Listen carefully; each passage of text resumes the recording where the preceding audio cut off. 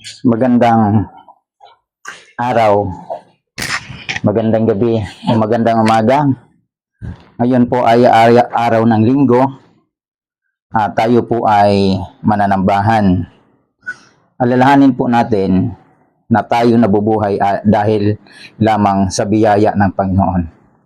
Tingnan po natin ang paalala ni Apostol Pablo at yung declaration ni Apostol Pablo dito sa Ephesians chapter 1. Ang sabi niya dito, sumainyo nawa ang biyaya at kapayapaan mula sa Diyos sa ating Ama at sa Panginoong Hesukristo.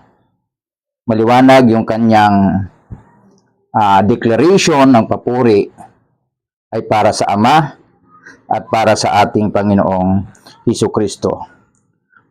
Purihin nawa ang Diyos at Ama ng ating Panginoong Hesukristo na siyang nagpala sa atin ng bawat pagpapalang ukol sa Espiritu sa sangkalangitan kay Kristo. Ang nagpala sa ating lahat ukol sa mga bagay na Espiritu sa sangkalangitan, walang iba kundi yung Ama ng ating Panginoong Hesukristo, na ayon sa pagkapili niya sa atin, sa Kanya, bago maitatag ang sanlibutan, upang tayo'y maging banal, o upang tayo'y maging mga banal, at mga walang dungis sa harapan niya sa pag-ibig. Sa pag-ibig na uwi lahat. Pag-ibig sa salita ng Diyos, pag-ibig sa Diyos, at ang lahat ng mga bagay ay mangyayari sa buhay ng bawat mga pinili ng Panginoon. Na tayo'y itinalagan niya ng una pa sa pagkupkup na tulad ng mga anak sa magitan ni Hesukristo sa ganang Kanya ayon sa minagaling ng Kanyang kalooban. So lahat ng pagkapili ng Diyos sa tao ay hindi dahil lang sa gusto natin, dahil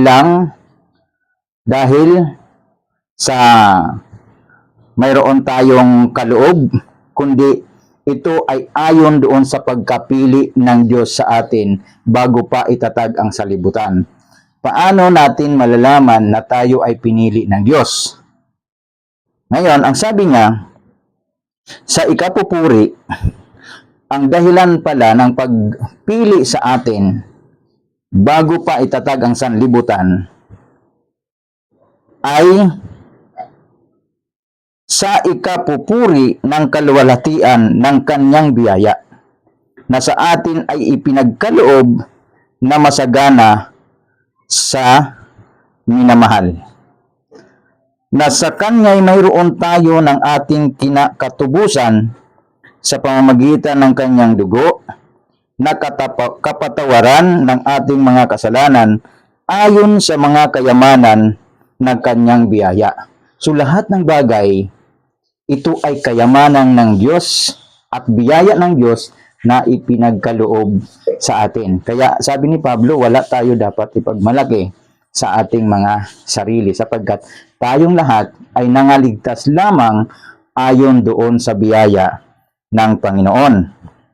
Ngayon, sabi niya, na pinasagana niya sa atin sa buong karunungan at katalinuhan, na ipinakilala niya sa atin ang hiwaga ng Kanyang kalooban ayon sa Kanyang minagaling na ipinasya niya sa Kanya rin naman.